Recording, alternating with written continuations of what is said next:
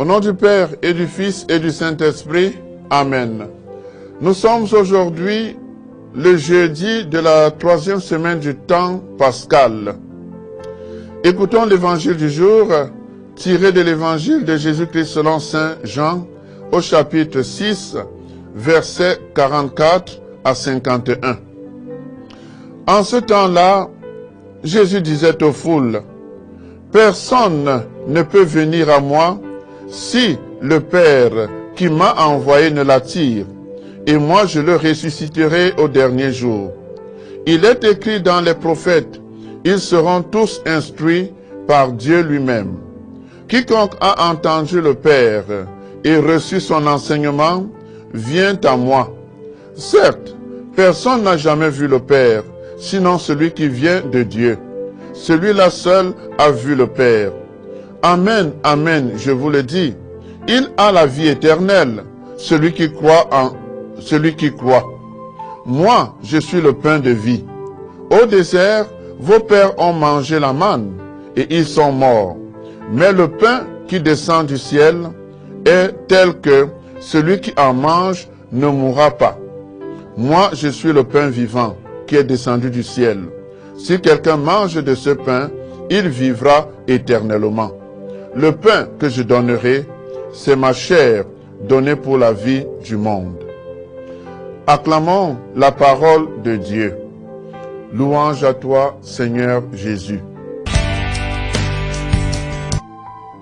Bien-aimés dans le Christ Jésus, l'évangile que nous venons de suivre souligne 2 points fondamentaux. Le premier point qui est essentiel, c'est le type de relation que nous entretenons avec Jésus. Est-ce que tout le monde peut suivre Jésus? Est-ce que tout le monde peut devenir disciple de Jésus?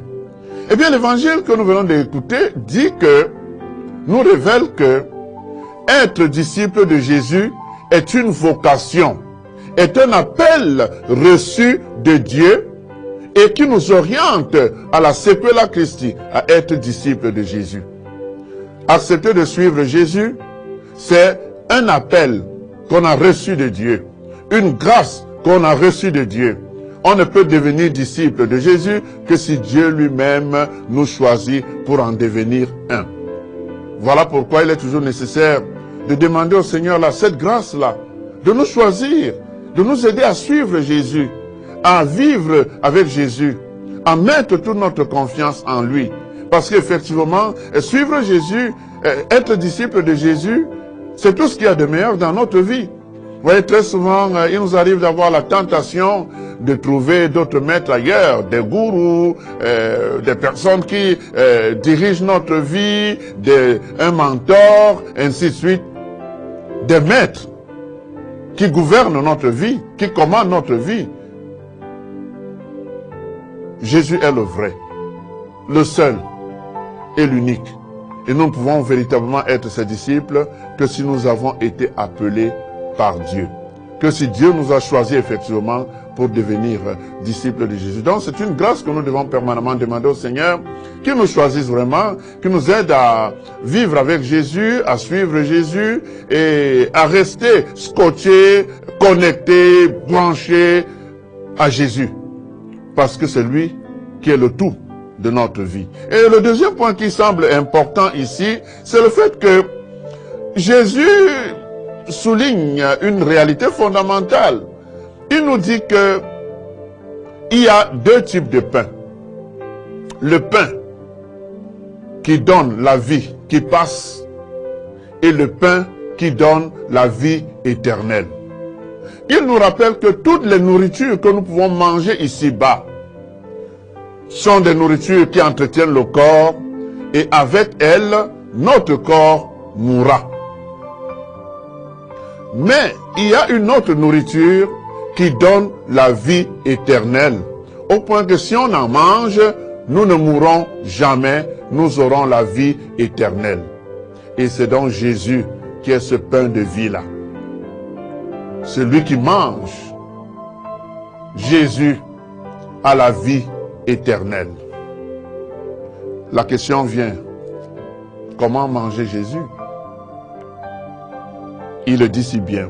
Le pain que je donnerai, c'est ma chair donnée pour la vie du monde. Eh bien, nous avons donc dans le sacrement de l'Eucharistie, la messe, l'opportunité de manger le corps de Jésus à travers la Sainte Communion. Et ne négligeons jamais, jamais ce sacrement, parce que quand il dit que celui qui mange ma chair aura la vie éternelle, c'est effectivement parce qu'il affirme qu'il est Dieu. Il vit éternellement. Et donc, celui qui reçoit son corps, celui qui mange son corps, établit, ou alors entre dans la communion, dans l'union parfaite avec lui. Il y a osmose, il y a symbiose, il y a synergie. Vous voyez, il y a communion parfaite avec Jésus. Au point que, pour paraphraser Saint Paul, ce n'est plus moi qui vis, c'est Jésus qui vit en moi. Et donc, celui qui communie au corps et au sang du Christ Jésus s'identifie à Jésus qui est éternel. Et donc, il entre dans cette dimension de la vie éternelle. Voilà pourquoi, pour que nous puissions avoir véritablement cette vie éternelle, nous devons tout faire pour communier au corps et au sang du Christ Jésus. Et communier au corps et au sang du Christ Jésus, surtout en état de grâce. Vous voyez, il y a des chrétiens qui ne peuvent pas recevoir la Sainte Communion, tout simplement parce que non seulement ils ne sont pas en état de grâce, mais ils n'ont pas encore reçu tous les sacrements. Seigneur, tu as enflammé